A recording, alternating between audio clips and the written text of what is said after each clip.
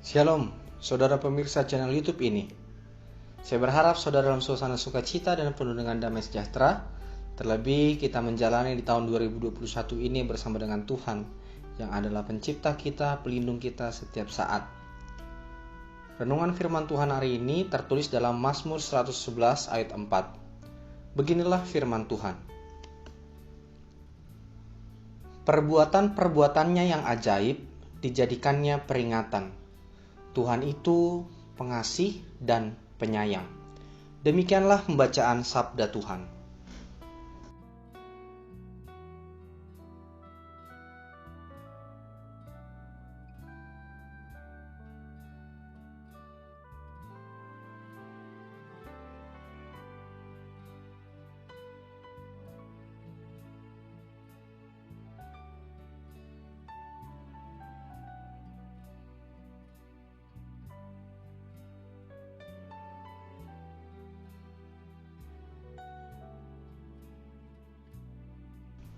Saudara yang dikasihi oleh Tuhan Yesus Kristus, masih dalam suasana tahun baru 2021.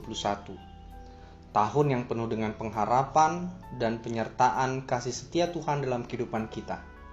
Tidak ada yang mampu mengalahkan kasih setianya dalam dunia ini. Karena hanya Dia dan kepada Dialah semua puji-pujian harus diserukan selama-lamanya. Apakah saudara pernah melupakan pancaran kasih-Nya selama tahun 2020 yang lalu? Sungguh menjadi sebuah tanda tanya yang besar karena kita masih saja memelihara sikap seperti itu sampai pada saat ini.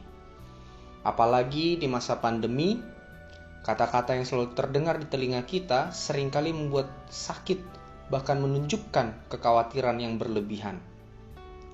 Kita tidak bisa memungkiri pandemi virus corona terus terjadi dalam dunia ini. Semua yang terjadi pasti diketahui oleh Tuhan. Oleh karena itu, kita sebagai manusia harus mengingat dan berhikmat dalam melakukan seluruh aktivitas kita sehari-hari. Supaya jangan ada rasa penyesalan yang datangnya belakangan di kemudian hari. Percayalah, Tuhan tetap melindungi kita senantiasa selama kita hidup.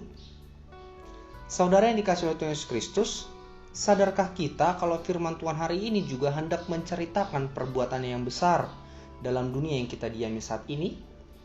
Sejenak menoleh ke tahun lalu, hampir setahun kita mengalami pandemi virus corona, dan kita bisa berjumpa kembali saat ini untuk menikmati anugerah penyertaannya.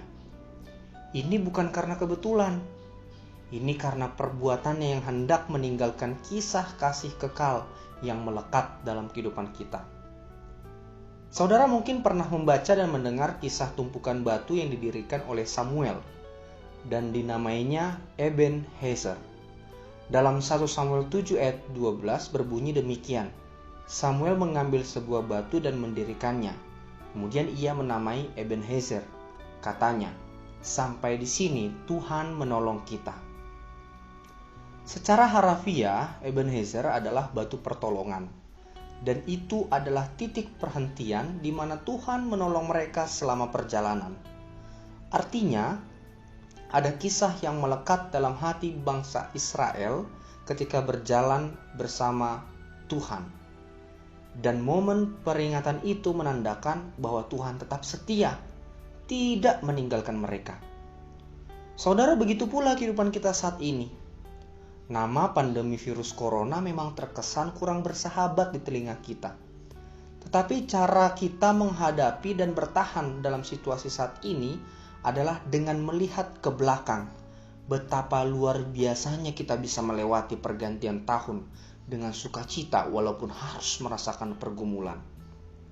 Dalam pekerjaan, proses belajar, sukacita maupun perasaan duka sekalipun tidak membuat Tuhan melupakan kita sebagai ciptaannya. Tuhan telah menuliskan, bahkan meninggalkan tanda cinta yang kekal dan abadi untuk mengingatkan kita bahwa Dia tetap setia selama-lamanya. Marilah, nyatakan perbuatannya yang ajaib, karena Kristus juga telah hadir bagi kita untuk menebus dosa dan memberikan keselamatan kepada setiap umat-Nya. Amin. Mari kita berdoa.